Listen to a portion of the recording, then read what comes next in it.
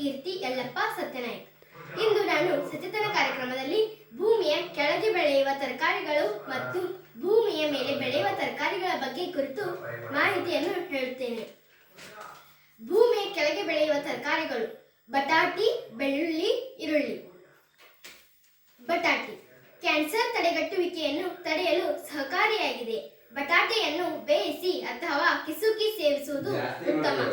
ಎಣ್ಣೆಯಲ್ಲಿ ಕರಿದು ತಿನ್ನುವುದು ತಪ್ಪಿಸಬೇಕು. ಇದು ಬೆಳ್ಳುಳ್ಳಿ. ನಾವು ಬೆಳ್ಳುಳ್ಳಿಯನ್ನು ಮಸಾಲೆಗಳಿಗಾಗಿ ಬಳಸುವುದು ಹೆಚ್ಚು. ಇದನ್ನು ಹೊರತುಪಡಿಸಿ ಆಹಾರದಲ್ಲಿ ಇದನ್ನು ಬಳಸುವುದು ವಿರಳ ಎನ್ನಬಹುದು. ಎಲ್ಡಿಎಲ್ ಕೊಲೆಸ್ಟ್ರಾಲ್ ಅನ್ನು ತೆರವುಗೊಳಿಸುತ್ತದೆ. ಇದು ಈರುಳ್ಳಿ. ಇನ್ಸುಲಿನ್ ಪ್ರತಿರೋಧವನ್ನು ತಡೆಯುತ್ತದೆ.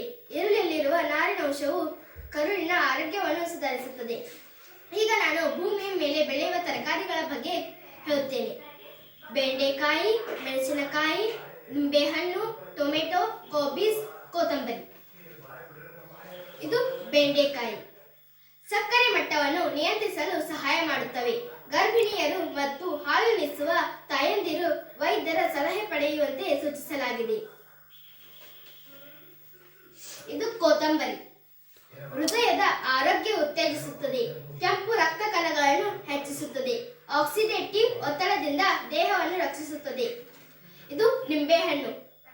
ರೋಗ ನಿರೋಧಕ ಶಕ್ತಿ ಹೆಚ್ಚಿಸುತ್ತದೆ. ತೂಕ ನಷ್ಟಕ್ಕೆ ಸಹಕಾರಿ. ಮೂತ್ರಪಿಂಡದ ಕಲ್ಲುಗಳನ್ನು ತಡೆಯುತ್ತದೆ. ಇದು ಮೆಣಸಿನಕಾಯಿ. ಕ್ಯಾನ್ಸರ್ ತಡೆಗಟ್ಟುತ್ತದೆ. ಹೃದಯದ ಆರೋಗ್ಯದ ಸಂಬಂಧಿ ಕಾಯಿಲೆಗಳನ್ನು ತಡೆಯುತ್ತದೆ. ಇದು ಕೋಬಿಸ್. ಚರ್ಮದ ಆರೋಗ್ಯ, ತ್ವಚೆಯನ್ನು ದೃಢವಾಗಿ ಮತ್ತು ಯೌವನದಿಂದ ಇಡುತ್ತದೆ. ಕ್ಯಾಬೇಜ್ ಕ್ಯಾನ್ಸರ್ ಹೋರಾಟದ ಗುಣಗಳನ್ನು ಹೊಂದಿದೆ. ಇದು ಟೊಮೆಟೊ.